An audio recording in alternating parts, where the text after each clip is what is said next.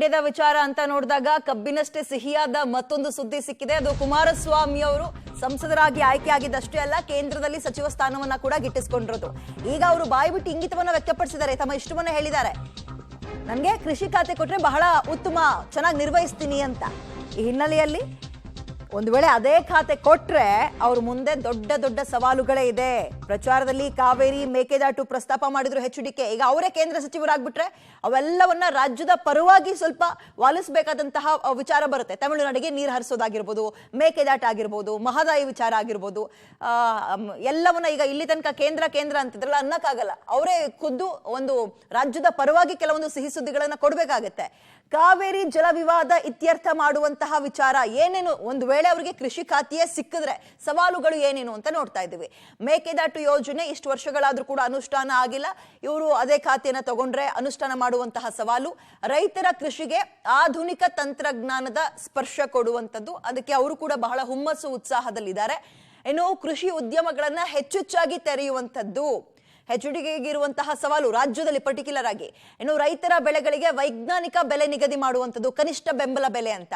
ಇನ್ನು ಮಂಡ್ಯ ಜಿಲ್ಲೆಯಲ್ಲಿ ಅವರು ಮಂಡ್ಯಕ್ಕೆ ಬೇರೆ ಸೇರಿರೋದ್ರಿಂದ ಕಾರ್ಖಾನೆಗಳನ್ನ ತೆರೆಯೋದು, ಇಂಥದ್ದು ಹಲವು ಸವಾಲುಗಳನ್ನ ಅದೇ ಖಾತೆ ಸಿಕ್ಕರೆ ಎದುರಿಸಬೇಕಾಗತ್ತೆ ಕುಮಾರಸ್ವಾಮಿ. ಹೆಚ್ಚಿನ ಡೀಟೇಲ್ಸ್ ನಮ್ಮ ಪ್ರತಿನಿಧಿ ರೋಹಿತ್ ನೀಡ್ತಾರೆ. ರೋಹಿತ್, ಅಂಬರೀಶ್ ಅವರ ಆದ ನಂತರ SM ಕೃಷ್ಣ ಅವರ ಆದ ನಂತರ ಕುಮಾರಸ್ವಾಮಿ ಅವರಿಗೆ ಆ ಪಟ್ಟ ಒಲ್ದಿದೆ ಕೇಂದ್ರ ಸಚಿವರಾಗಿ. ಅಲ್ಲಿನ ಜನರ ಬೇಡಿಕೆ ಏನು, ನಿರೀಕ್ಷೆ ಏನು, ಯಾವ ಖಾತೆ ಸಿಕ್ಕರೆ ಉತ್ತಮ ಅಂತ ಇದ್ದಾರೆ, ಡೀಟೇಲ್ಸ್ ಕೊಡೋದಾದ್ರೆ? ವಿದ್ಯಾ, SM ಕೃಷ್ಣ ಅವರು ಮತ್ತೆ ಅಂಬರೀಶ್ ಅವರು ರಾಜ್ಯ ಖಾತೆಯ ಸಚಿವರಾಗಿದ್ದರು ಕೇಂದ್ರದಲ್ಲಿ. ಆದರೆ ಇದೇ ಮೊದಲನೇ ಬಾರಿಗೆ ಮಂಡ್ಯದಿಂದ ಗೆದ್ದಂತ ಒಬ್ಬರು MP, ಅದು ಸಚಿವ ಸಂಪುಟದಲ್ಲಿ ಸಂಪುಟ ದರ್ಜೆಯ ಸಚಿವರಾಗಿರುವಂಥದ್ದು. ಸಾಕಷ್ಟು ನಿರೀಕ್ಷೆಗಳು ಕುಮಾರಸ್ವಾಮಿ ಅವರ ಮೇಲೆ ಇರುವಂಥದ್ದು. ಮಂಡ್ಯ ಜನರಿಗೆ ಮತ ಕೇಳುವಂತಹ ಸಂದರ್ಭದಲ್ಲಿ ಪ್ರಮುಖವಾಗಿ ಮೇಕೆದಾಟು ಮತ್ತೆ ಕಾವೇರಿ ವಿವಾದದ ಯೋಜನೆಯನ್ನ ವಿಚಾರವನ್ನ ಪ್ರಸ್ತಾಪ ಮಾಡಿದ್ರು ಕುಮಾರಸ್ವಾಮಿ ಅವರು.